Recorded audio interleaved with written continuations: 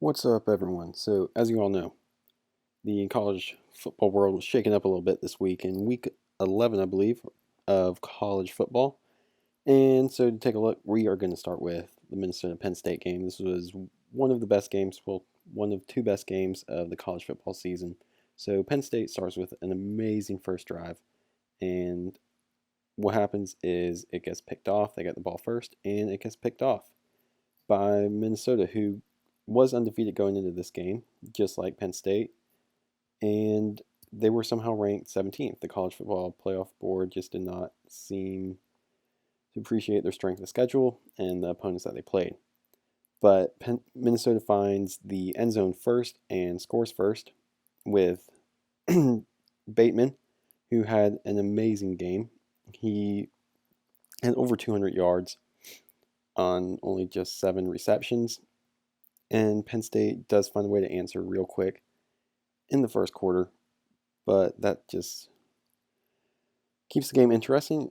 And unfortunately, in the end, it does not count as Penn State or as Minnesota just rolls back right again with another touchdown. And that's kind of just set the tone. This was all first quarter action. Penn State does get the ball back and does start to march again. But as you can see, after this play, breaks big run there by Brown. And then right here, another completion, and they're having a good drive. But Clifford, unfortunately, does not complete that pass. Penn State has to take a field goal there. And then we get to the third quarter. Minnesota marches again up 24-19 at this point. And they find, I believe, Bateman again. Yeah. And that sets up for a second and goal down at the 2-yard line and another Minnesota touchdown to put them up, give them 31 points in the game. But Penn State has a few shots here in the fourth quarter to get another touchdown. And here they go for it on fourth goal and do not get it. And they stop at Minnesota again and get another shot at the goal line in red zone. And controversial call there, might have been a delay of game, but nonetheless, they run it in. And that is only a 5-point game. Guess a completion there, but that ends up being flagged for false start or holding. And then Clifford looks to the end zone there and does not find his receiver. Gets one more shot at it. And Minnesota picks it off, and that seals the game for the Minnesota Golden Gophers to put them at 9-0 for the season, which is something impressive, something that the college football playoff board probably did not see coming. So, with that being said, it kind of begs to differ where, coming out this week, tomorrow actually, where Minnesota will actually be placed. Will this win over Penn State, who they thought was the number 4 team in the nation, put them in the college football playoffs? Moving on to our next game, Alabama has a great drive, gets it down to the 8-yard line, and Tua, a Heisman Trophy candidate, somehow fumbles on the first drive on his own.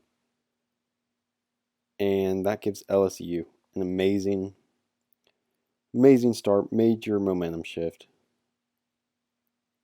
as they're playing at Alabama, so the momentum is already in Alabama, and that sets up LSU's first touchdown. Joe Burrow looked amazing this entire game.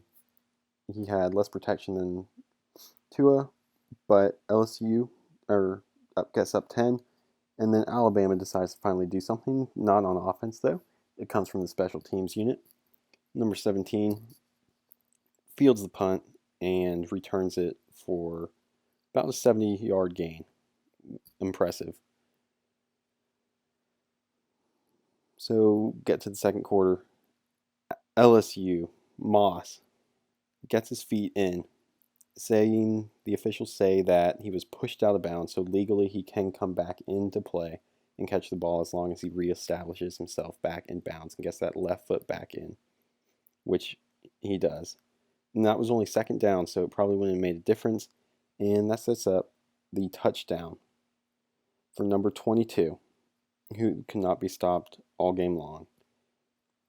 And Tua, to end the second quarter, gets picked off, and on top of it, there is an unsportsmanlike conduct here by number 76, I believe, 74 coming in, and that puts LSU at about the 15-yard line and sets up for another LSU touchdown.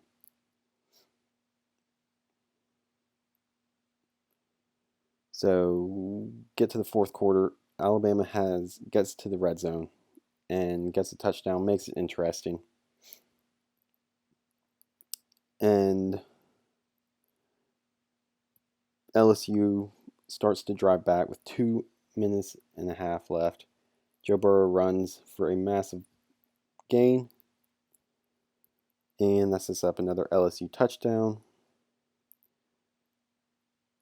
And Edwards-Helaire, who cannot be stopped the entire game, finds the end zone once again. And to keep it interesting, Alabama with a minute and a half left, Tua loads up, and Alabama gets another touchdown. But unfortunately, depending on whose side you are on, Alabama does not convert the onside kick, and LSU ends up getting a first down here for a massive gain, and that ultimately seals the game as Alabama only had 2 touchdowns left. So Joe Burrow gets to take a knee and seal the game for Ed Orgeron's first win over Alabama in his coaching career at LSU. So great moment for him. So let's take a look at the college football playoff board.